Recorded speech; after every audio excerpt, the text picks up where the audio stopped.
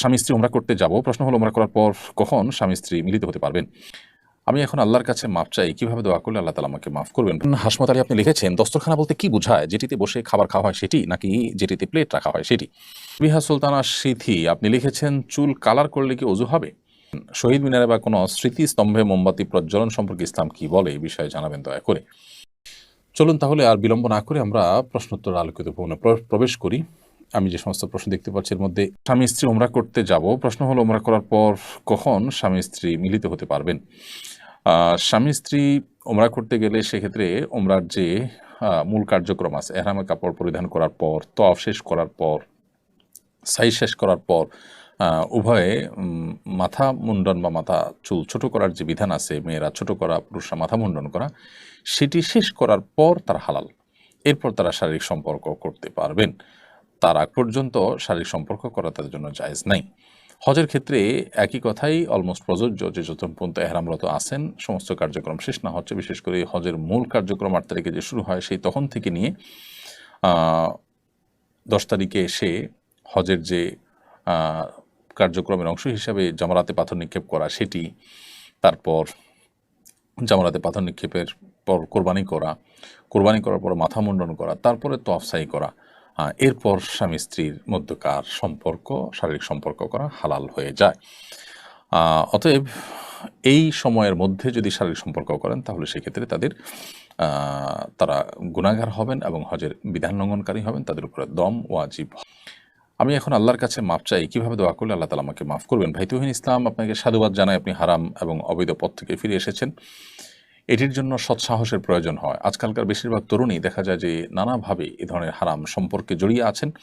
এটিতে তাদের আখিরাত যেমন ধ্বংস হয়, ঈমান আমল যেমন নষ্ট হয়, ইবাদতের স্বাদ নষ্ট হয়ে যায়, সেই সাথে তাদের মধ্যে ডিপ্রেশন কাজ করে, মানসিক অশান্তির কারণ হয় এবং এটি দুনিয়াতে সাময়িক সুখ দিলেও দুনিয়াতেই কিন্তু দীর্ঘমেয়াদী দুঃখের কারণ হয়, আর আখিরাতের শাস্তি তো রয়েছেই। তো এই জায়গা থেকে একজন যুবক, একজন তরুণ, একজন তরুণী হারাম সম্পর্ক থেকে আল্লাহর জন্য বের হয়ে এসে পুত পবিত্র বৈবাহিক সম্পর্কের জন্য তারা অপেক্ষা করবে এবং সেই সম্পর্কের দিকে যাবেন, সেটি যাওয়া উচিত। তো আপনি আপনার হারাম রিলেশন থেকে বেরিয়ে এসেছেন, পূর্বের কৃতকর্মের জন্য আল্লাহর কাছে আপনি কায়মনোবাক্যে মাপ চাইবেন, চোখের পানি ফেলে, লজ্জিত হয়ে, অনুতপ্ত হয়ে, নিজেকে ভৎসনা করে, আল্লাহর নাফরমানি করেছেন, আল্লাহর অবাধ্য হয়েছেন, সেজন্য ক্ষমা প্রার্থনা করবেন এবং ভবিষ্যতে আর এই ধরনের গুনাহের কাজ আর করবেন না মর্মে সংকল্প করবেন ইনশাআল্লাহ বিদিনিল্লাহ। আশা করা যায় এর মাধ্যমে আল্লাহ রাব্বুল আলামিন আমাদের গুনাহ মাফ করে দিবেন, কারণ এমন কোনো পাপ নাই যে পাপ তওবা করলে আল্লাহ তাআলা মাফ করবেন না। ইসলামের তওবা তত্ত্বটি খুবই গুরুত্বপূর্ণ। তওবা তত্ত্ব এটি আমাদেরকে সংশোধিত হতে শেখায়, এটি আমাদেরকে পরিমার্জিত হতে শেখায়, এটি আমাদেরকে কারেকশন করতে শেখায়। অতএব আত্মসমালোচনা করা এটা তওবা তত্ত্বেরই অংশ।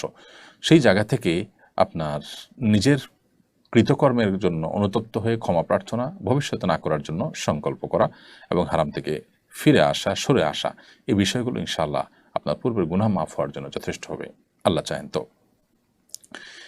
ইসলামে দাড়ির গুরুত্ব কেমন? বিপদ থেকে বাঁচার জন্য দাড়ি চেঁচে ফেলা যাবে কিনা? ইসলামে দাড়ির গুরুত্ব অপরিসীম। এটিকে ওয়াজিব বলেছেন ফুকাহা একরাম, মেজরিটি ফুকাহা একরামই ওয়াজিব বলেছেন যে ইসলামে একজন পুরুষ, তার জন্য দাড়ি লম্বা করা ওয়াজিব।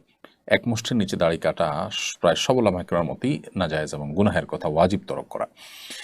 কোনো মানুষ যদি কোনো বিশেষ বিপদে পড়েন, সে অবস্থায় তিনি দাড়ি ছোট করা বা চেঁচে ফেলতে পারেন কিনা? এর উত্তর হলো যে যদি তার কষ্টে নিপতিত হওয়ার আশঙ্কা থাকে তাহলে তিনি এটি করতে পারেন। যেমন এমন হলো যে অ্যাক্সিডেন্টের কারণে সেলাই করতে হবে, তাহলে ওই জায়গার দাড়িগুলো চাঁচতে হবে, বা বড় কোনো দুর্ঘটনা হলো বা এমন কোনো অসুস্থ হলো যে দাড়ি তার রাখা যাচ্ছে না, দায় রাখতে গেলে তার ট্রিটমেন্ট হবে না, দুরারোগ্য ব্যাধিতে তিনি অনেক কষ্ট পাবেন অথবা মৃত্যুর মুখে পতিত হবেন, এই পর্যায়ে চলে গেলে তখন তিনি দাড়ি চেঁচে ফেলতেন বা ছোটো করে ফেলতে পারেন। এর বাইরে যদি দাঁড়িয়ে থাকার কারণে তার মৃত্যুর মুখে পতিত হতে পারেন, ভয়াবহ কোনো বিপদ হতে পারে, জীবন হুমকির মধ্যে হতে পারে, বা আপনার বর্ণনাতীত কষ্ট হবে, এরকম কোনো পরিস্থিতির মধ্যে পড়েন কেউ, তাহলে সেই পরিস্থিতিতে তার জন্য ইসলাম ওয়েব, কাতার ভিত্তিক ফতোয়ার বিশ্ববিখ্যাত ওয়েবসাইট মার্কাজুল ফতোয়া ইসলাম ওয়েবে ফুকাহা একরাম মুফতিগণ লিখেছেন যে এই ক্ষেত্রে তার জন্য দাড়ি চাষা বা ছোটো করা জায়েজ হবে, কিন্তু এটা ইন্ডিভিজুয়াল কেস স্টাডি করে মুফতি বলতে পারবেন। আমরা সামান্য একটু ঠুনকো অজুহাত দিয়ে, সামান্য একটু বিপদের ভয় আপনার কোনো ওয়াজিব লঙ্ঘন করে ফেলবো, ব্যাপারটা এতটা সহজ নয়। অতএব পরিস্থিতিটা কীরকম এই পরিস্থিতিতে তার কি করা উচিত না, কোনটা জায়েজ না, এই বিষয়টা সংশ্লিষ্ট বিষয়কে পুরোপুরি খোলাখুলি কোনো মুফতির কাছে উল্লেখ করে তারপরে সমাধান নিতে হবে। তো খোলাসা কথা হলো যে দুরারোগ্য ব্যাধি থেকে বাঁচার জন্য, মরণ ব্যাধি থেকে রক্ষা পাওয়ার জন্য বা ট্রিটমেন্টের অংশ হিসাবে যদি কারো দাঁড়ায় চাচতে হয়, কিংবা এমন কোনো বিপদে পড়েন যে বিপদ থেকে দাঁড়ায় চাচা ছাড়া তার বাঁচার উপায় নাই, জীবন রক্ষার প্রশ্ন আসছে বা এই জাতীয় কোনো জটিলতা তৈরি হয়েছে, তাহলে সেক্ষেত্রে এটি জায়েজ হতে পারে। কিন্তু পুরো বিষয়টা নির্ভর করে যে পরিস্থিতিটা ঠিক কেমন, কোন পর্যায়ে, তার উপরে। এরপরে প্রশ্ন করেছেন হাসমত আলী, আপনি লিখেছেন দস্তরখানা বলতে কি বোঝায়? যেটিতে বসে খাবার খাওয়া হয় সেটি, নাকি যেটিতে প্লেট রাখা হয় সেটি? একটি হলো খেওয়ান আর একটি হলো মায়েদা। নবী করিম সাল্লাল্লাহু আলাইহি সাল্লাম খেওয়ানে খাননি।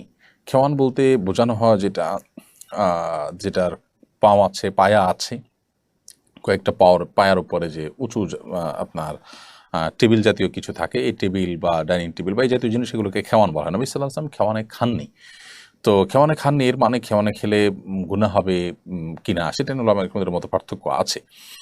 তবে মায়েদা বলতে বা দস্তরখান বলতে যেটা বোঝানো হয় সেটা হলো যার উপরে খাবার রেখে খাওয়া হয়। সেটা শুকনো খাবার হলে সরাসরি মায়েদা বা দস্তরখানের উপর রাখা যেতে পারে। আবার যদি হয় প্লেট, তরল খাবার যদি হয় যেটা দস্তরখানে রাখার মতো, একটা প্লেটে রেখে খেতে পারেন। এই অর্থে দস্তরখানটা ব্যাপক।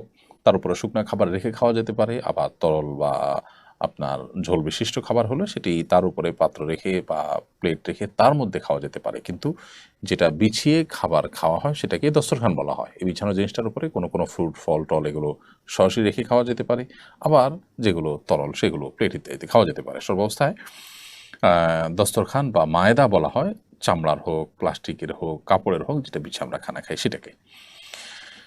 অতএব এটার উপরে আপনি কী ধরনের খাবার খাচ্ছেন তার উপর নির্ভর করবে যে সে খাবারটা আপনি ডাইরেক্ট রেখে খাবেন না কীভাবে খাবেন, এটা একান্তই আপনার ব্যাপার। এরপরে সাবিহা সুলতানা সিথি, আপনি লিখেছেন চুল কালার করলে কি অজু হবে? চুল যদি আপনি কালার করেন তাহলে সেক্ষেত্রে অজু হয়ে যাবে। আর্টিফিশিয়াল যে মেহেদি আছে বাজারে, সেই মেহেদি যদি আপনি করেন অজু হয়ে যাবে। তবে সাদা চুলকে কালো কালার দিয়ে যদি আপনি রঙিন করেন তাহলে গুনাহগার হবেন। কিন্তু যে কালার আপনি ব্যবহার করেছেন তার কারণে যদি আলাদা কোনো প্রলেপ চুলের উপর তৈরি না হয় তাহলে অজু হয়ে যাবে, গোসল হয়ে যাবে, কোনো অসুবিধা নেই। বাট কালো খেজাব ব্যবহার কারণে আলাদা গুনাহ হবে, সেটা ভিন্ন বিষয়। আর এর বাইরে মেহেদি যদি হয় তাহলে সেক্ষেত্রে আর্টিফিশিয়াল মেহেদি থাকলেও এটার উপর দিয়ে অজু এবং গোসল করলে সেটি জায়েজ হবে। রিফাত হোসেন, আপনি লিখেছেন শহীদ মিনারে বা কোনো স্মৃতিস্তম্ভে মোমবাতি প্রজ্বলন সম্পর্কে ইসলাম কি বলে, এই বিষয়ে জানাবেন দয়া করে। শহীদ মিনারে বা কোনো স্মৃতিস্তম্ভে মোমবাতি প্রজ্বলন ইসলাম শরিয়ার দৃষ্টিকোণ থেকে প্রশংসনীয় কোনো বিষয় নয়। দেশের প্রতি ভালোবাসা, মাতৃভূমির প্রতি ভালোবাসা, মাতৃভূমি, দেশ এবং মানুষের জন্য, মাজলুম মানুষের রক্ষার জন্য যারা জীবন বাজি রেখেছেন তাদের প্রতি শ্রদ্ধা করবার কথাও ইসলাম আমাদেরকে বলে। কিন্তু সেই শ্রদ্ধা, ভালোবাসা প্রকাশের যে প্রক্রিয়া সেটা যেন যথাযথ হয়, শরিয়া সিদ্ধ হয়, সেটাই শরিয়া বলে। এমন কোনো কাজ যে কাজের আসলে বৈজ্ঞানিক কোনো ভিত্তি নাই, ধর্মীয় কোনো ভিত্তি নেই, সেটা কোনো অবস্থাতে আসলে গ্রহণযোগ্য হতে পারে না। ধরুন কিছু মানুষ মারা গেছে, তাদেরকে স্মরণ করে আমরা একটা শহীদ মিনার তৈরি করলাম। সেই শহীদ মিনারে আমরা যদি মোমবাতি দেই, হাজার হাজার টাকা, লাখ লাখ টাকা খরচ করে ফুল রাখি, তাতে মৃত মানুষদের কোনো উপকারে আসবে না। এটি না বৈজ্ঞানিকভাবে তার কোনো উপকার আসার কোনো সুযোগ আছে, না ধর্মীয় দৃষ্টিকোণ থেকে উপকার আসার সুযোগ আছে। বরং এই টাকা দিয়ে যদি আমি গরিব দুঃখীদেরকে দান করি আর সওয়াবের বিষয়টি আমি তাদের জন্য সওয়াবের নিয়ত করি যে তাদের তরফ থেকে দান করছি, তাহলে ধর্মীয় দৃষ্টিকোণ থেকে এটি তারা আল্লাহর কাছে সওয়াব পাবেন ইনশাআল্লাহ। সেই সাথে তাদের শরণার্থে আমরা যদি গরিব মানুষের জন্য কাজ করি, কোনো কল্যাণমূলক কাজ করি বা তাদের পরিবারের জন্য আমরা কিছু করতে পারি, সেটাও যৌক্তিক এবং ধর্মীয় দৃষ্টিকোণ থেকে সঠিক। এই জায়গা থেকে এই জাতীয় স্মৃতিস্তম্ভে মোমবাতি জ্বালানো কিংবা ফুল দেওয়া ইসলাম শরিয়ার দৃষ্টিকোণ থেকে অনর্থক কাজ, বরং কোনো কোনো ক্ষেত্রে এটা শিরকের সাথে সাদৃশ্যপূর্ণ। কেউ এখানে পুজো করতে চায় না, পূজার নিয়ত করে না, সেজন্য এটা হয়তো সরাসরি শিরক হবে না, কিন্তু শিরকের যে আয়োজন, যেখানে মোমবাতি, ফুল এগুলো থাকে, মুশরিকরা, হিন্দুরা, অন্য যারা শিরকে লিপ্ত তারা যেরকম করেন, এখানে অনেকটা তার সাথে সাদৃশ্য হয়।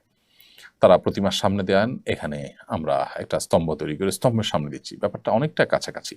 তো এই সাদৃশ্য গ্রহণ থেকে আমাদের বিরত থাকা দরকার। এ ব্যাপারে কোনো প্রথিতযশা আলেম সারা বিশ্বব্যাপী কারোর কোনো ভিন্ন মত আছে আমার জানা নেই। আমাদের আজকাল জাগতিক অনেক বিষয় আছে যে বিষয়গুলোর ব্যাপারে হালাল হারাম বাছবিচার করার মতো হিতাহিত জ্ঞানও আমাদের আর নেই, হারিয়ে ফেলেছি। আমরা সমাজের মূল স্রোতে গা ভাসিয়ে অনেকেই কিন্তু অনেক গুনাহে লিপ্ত হয়ে যাচ্ছি।